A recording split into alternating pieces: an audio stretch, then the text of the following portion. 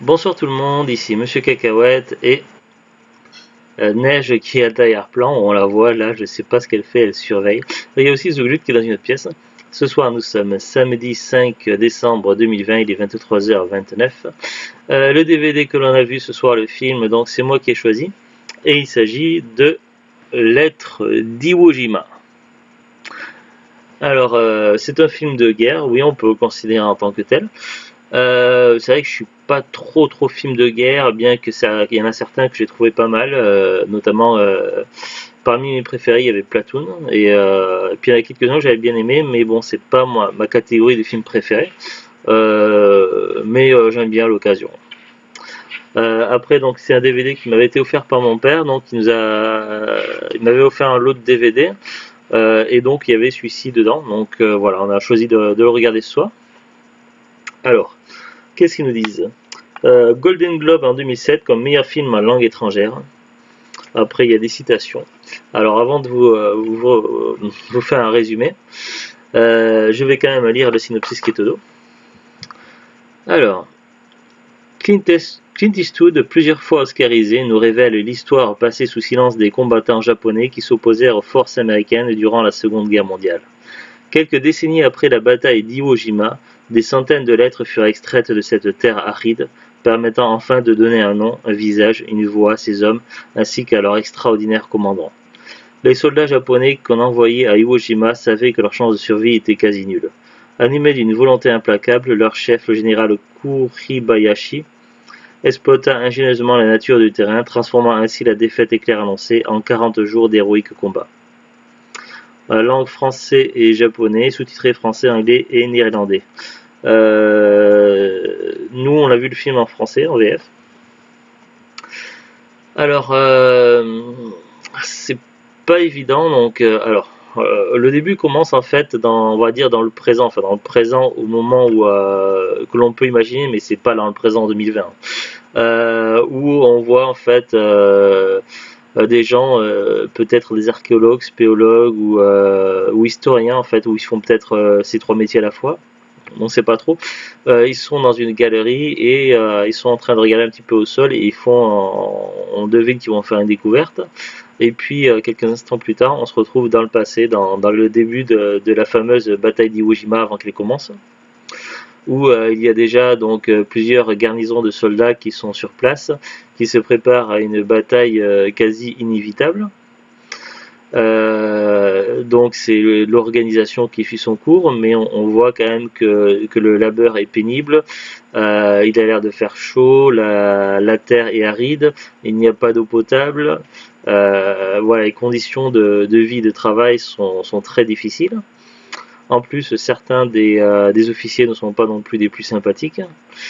Et dès le début, en fait, on voit donc deux soldats qui discutent et qui vont s'entraider et qu'on va retrouver parmi les personnages principaux tout au long de cette aventure.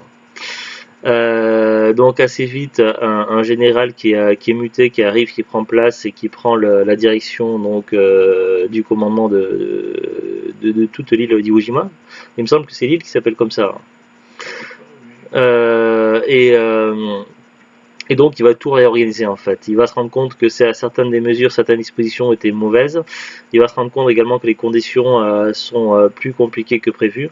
Notamment par exemple il dispose de chars mais des tanks quoi, des chars mais qui ne sont pas fonctionnels, qui sont en panne et que l'on ne peut pas réparer faute de pièces.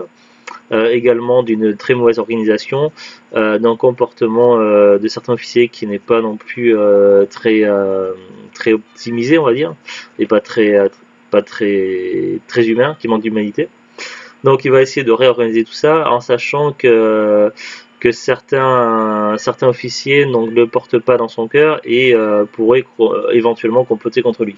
Oui, Carla? Normal.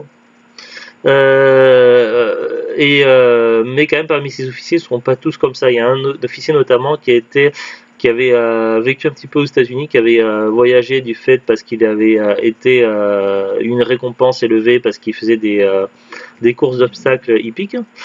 Et qui avait sympathisé lorsqu'il était à l'époque sur le sol américain avant la guerre. Et donc lui, et c'est un gradé de confiance à qui il pourra se fier, donc ce nouveau général, donc le général Kuribayashi. Ainsi que évidemment il y a des soldats qui sont loyaux. Mais bon voilà, la vie n'est pas toujours très simple sur place et également donc beaucoup ont une famille qu'ils ont laissée loin et qui ont connu un passé pas toujours évident. Et donc un de leurs réconforts c'est d'écrire des lettres qui ne seront pas forcément transmises malheureusement à leur famille, puisqu'il y a des problèmes de censure et également des problèmes de communication, puisqu'ils ont du mal à avoir des renforts, ils ont du mal à avoir du matériel. Donc toutes les lettres n'arriveront pas à destination. Et c'est pour ça en fait que ces lettres seront retrouvées bien plus tard enterrées et qui vont permettre de reconstituer une partie de l'histoire. Alors évidemment, l'histoire je pense qu'elle n'est pas fidèle à 100% puisque elle est inspirée des lettres qui ont été retrouvées, mais il y a une partie qui est certainement romancée ou brodée autour, donc on peut imaginer. Donc voilà un petit peu le contexte. Et puis durant donc le film en fait on voit les premières escarmouches, donc les premières attaques américaines au début par des bombardements, et c'est là qu'ils vont se rendre compte en fait que une des idées du général était quand même plutôt utile d'avoir creusé des galeries, parce que certains pensaient que c'était complètement stupide et inutile, sauf que face au bombardement ils ont pu se réfugier dedans. Par la suite, ces galeries leur permettront donc de défendre certaines bases et de pouvoir tenir beaucoup plus longtemps que prévu. Donc voilà, les idées du général n'étaient pas aussi idiotes que ce qu'on aurait pu penser, en fait, de ce que pouvaient penser certains officiers. Et puis finalement, à un moment donné, il y aura le débarquement. Il y aura le débarquement et là, les Américains vont arriver en masse et puis ça va être l'affrontement. Et ils vont devoir essayer de survivre et de mener leur mission en bien.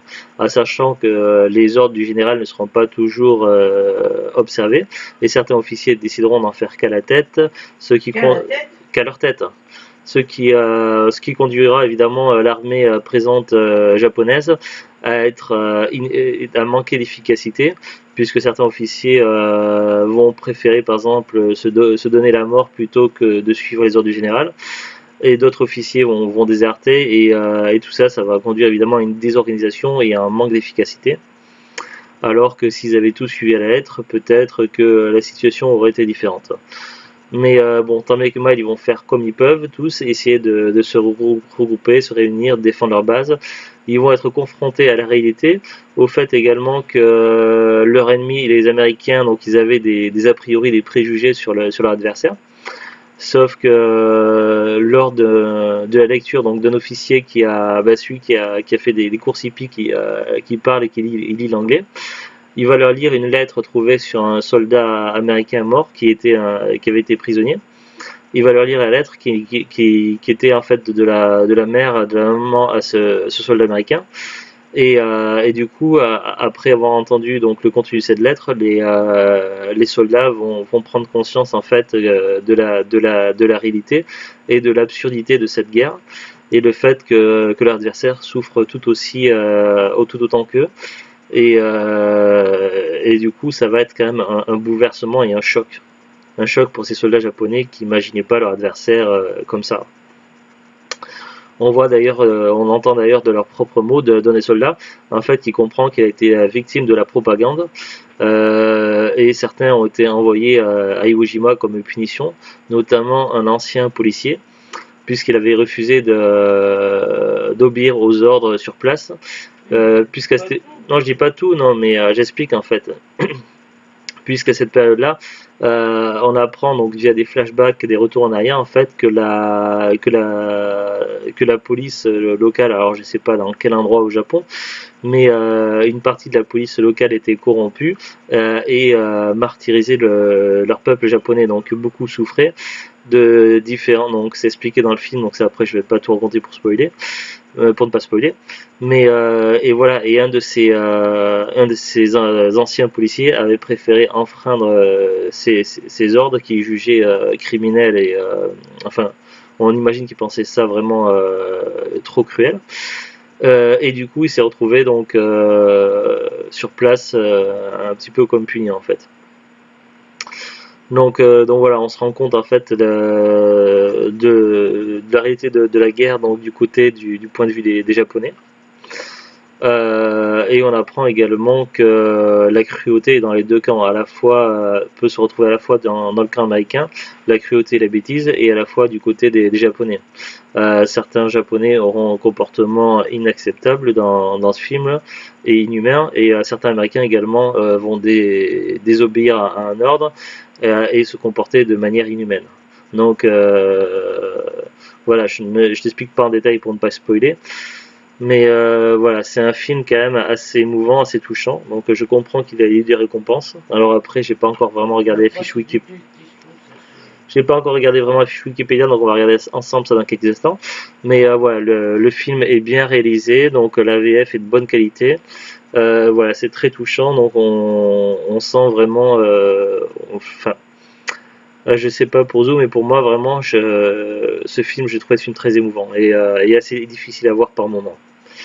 Après, je ne sais pas pour quelle raison, est-ce que c'était pour l'immersion ou peut-être pour limiter un petit peu la violence ou quoi, mais le style au niveau graphique, au niveau de l'image, en fait, on est plus orienté sur du sépia, en fait. Pas du noir et blanc, mais du sépia avec des couleurs un petit peu ternes, tout ça. Donc, où est-ce que c'était pour justement on ne se focalise pas sur la couleur et qu'on soit plus concentré sur les émotions qui se dégagent de l'histoire, c'est peut-être possible. C'est un style particulier, ça peut désorienter un petit peu, mais voilà, c'est pas du tout gênant. Je sais pas toi ce que tu en as pensé, Zuglut.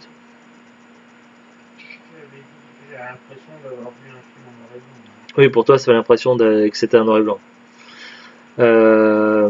Oui, parce que après, voilà, Zuglut et moi-même, on ne perçoit pas les couleurs de la même façon, mais c'est parce qu'elle a des soucis au niveau de sa vue, c'est pour ça. Voilà, donc sinon, globalement, j'ai bien aimé le film. Après, j'ai trouvé un petit peu long sur l'ensemble, mais j'ai bien aimé, je me suis pas ennuyé du tout. Après, il faut dire qu'il dure quand même 140 minutes, donc un peu plus de 2 heures, donc c'est pour ça. Mais voilà, et puis en général, j'ai pas tout vu de Clint Eastwood, mais en général, c'est plutôt de qualité et je comprends que ce film ait pu être récompensé. Donc pour moi, il n'y a pas de souci. Alors, je ne suis pas trop fan de films de guerre, mais j'ai bien aimé et je recommande. Il y a quand même des scènes de guerre, évidemment. Mais un film de guerre, c'est pas forcément que de la guerre elle-même, ça peut être aussi tout ce qui est à côté. Donc voilà, en tout cas, moi ça m'a plu et je conseille de le voir au moins une fois.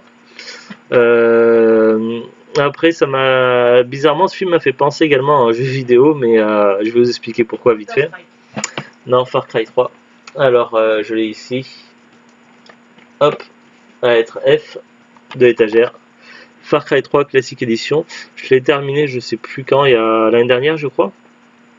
Ou en début d'année, peut-être, je sais plus. Donc c'est sur une île du Pacifique, il me semble, si je me trompe pas. Bon, c'est un scénario complètement imaginaire dans Far Cry 3.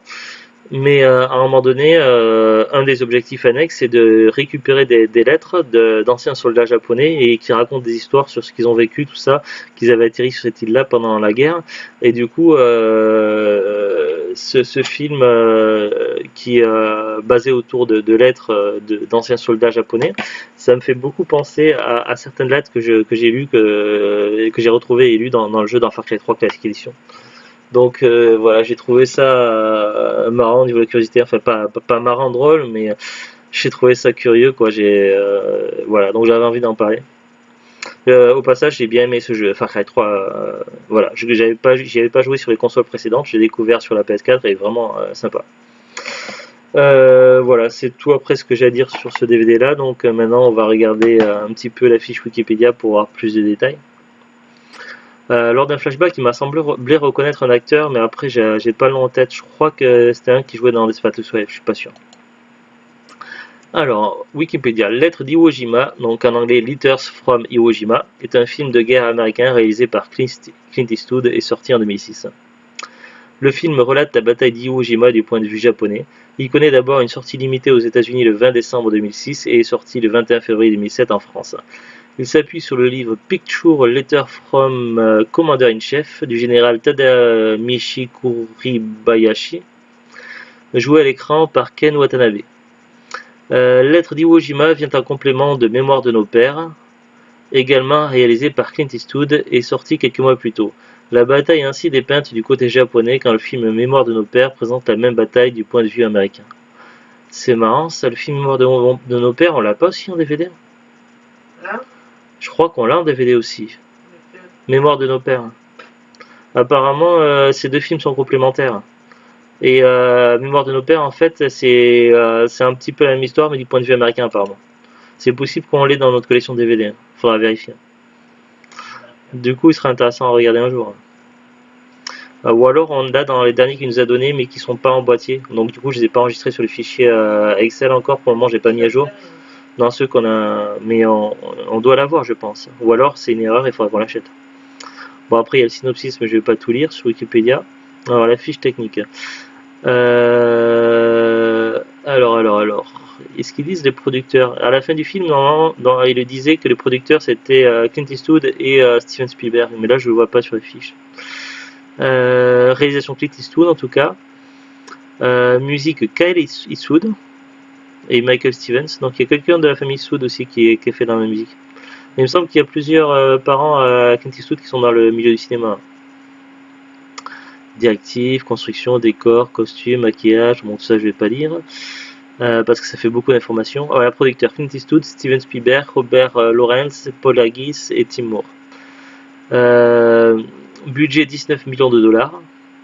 Après combien ça a rapporté, je sais pas. Langue originale japonais et anglais. Date de sortie au Japon le 15 novembre 2006, en première au Nippon Budokan à Tokyo.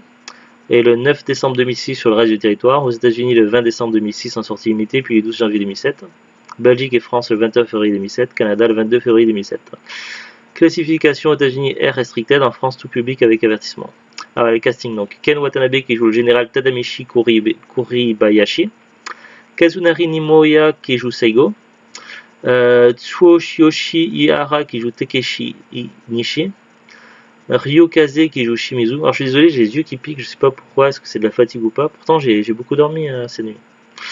Shidu Nakamura qui joue le lieutenant Ito, Nagadoa Masashi qui joue l'amiral Ishimaru, Toda Toshi qui joue le colonel Adachi, Matsuzaki Yuki qui joue Nozaki, Nobumasa Sakagami qui joue l'amiral Oshugi, et Hiroshi Watanabe qui joue le lieutenant Fujita. Donc il y avait d'autres acteurs évidemment, mais là ils les mettent pas dans le casting. Donc là ils ont mis que les acteurs japonais. Développement. Le projet s'est d'abord intitulé Red Sun Black Sand, donc en français Soleil Rouge, Sable Noir.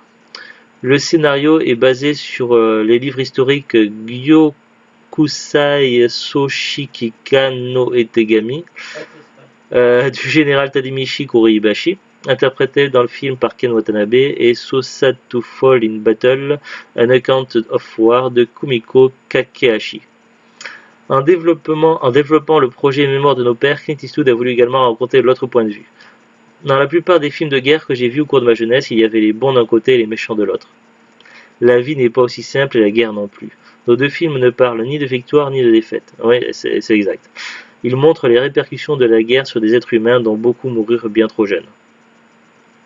Clint Eastwood et Robert Lawrence sont allés au Japon pour rencontrer les descendants des personnages évoqués dans le film, le petit-fils du général Kuribayashi et le fils du baron Takeshi Nishi, ainsi que le directeur de l'association des anciens combattants d'Iwo Jima. Après distribution des rôles, ils disent que c'est vide, incomplet. Après ça parle du tournage, des musiques, critiques, section vide, on ne sait pas.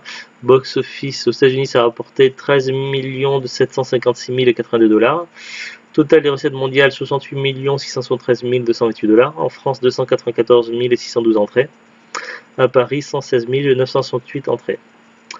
Alors après il y a beaucoup de choses, ça parle de l'analyse, donc la forme, le fond, l'originalité, donc ça doit être très intéressant tout ça, mais bon je vais malheureusement pas le lire parce que ça serait bien trop long et ça risque de vous ennuyer un petit peu, donc si vous êtes curieux n'hésitez pas à aller jeter un coup d'œil sur la fiche Wikipédia.